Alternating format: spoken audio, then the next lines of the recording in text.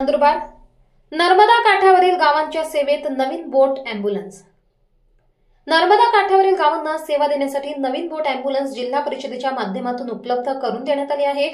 या बोटीचे लोकार्पण जिल्हा परिषदेच्या अध्यक्ष डॉक्टर सुप्रिया गावित यांच्या हस्ते करण्यात आले।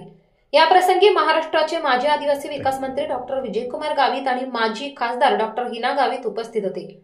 नर्मदा काठावरच्या नंदुरबार जिल्ह्यातील धडगावच्या अतिदुर्गम भागातील अनेक गावांमधील दळणवळण पाण्यात चालणाऱ्या बोटींवर अवलंबून आणि ही बोट अँब्युलन्स आहे। ही संपूर्ण इक्विप्ड बोट अँब्युलन्स आपण या ठिकाणी दिलेली आहे आणि आपण CSR कडे मागणी केली होती।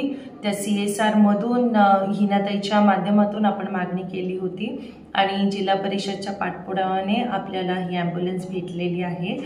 साधारण 1.5 कोटी त्या भागातील गावांना पुरेशी सेवा उपलब्ध व्हावी या दृष्टिकोनातून खासदारपदी असताना डॉक्टर हिना गावित यांनी केंद्र स्तरावर तर नंदुरबार जिल्हा परिषदेच्या अध्यक्षा म्हणून डॉक्टर सुप्रिया गावित यांनी संबंधित विभागांना पत्रव्यवहार केला होता।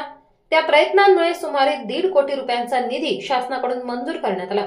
त्यातूनच ही नवीन स्पीड बोट नर्मदा काठावरील गावांच्या सेवेत आपण बोट अँब्युलन्सचं उद्घाटन या ठिकाणी केलेलं आहे। नर्मदा काठेवरती जे 33 गाव आहे त्या 33 गावांना या बोट अँब्युलन्सचा लाभ होणार आहे आणि ही बोट अँब्युलन्स आहे। ही संपूर्ण इक्विप्ड बोट अँब्युलन्स आपण या ठिकाणी दिलेली आहे आणि आपण CSR कडे मागणी केली होती। त्या CSR मधून हिनाताईच्या माध्यमातून आपण मागणी केली होती आणि जिल्हा परिषदच्या पाठपुराव्याने आपल्याला ही अँब्युलन्स भेटलेली आहे। साधारण 1.5 कोटी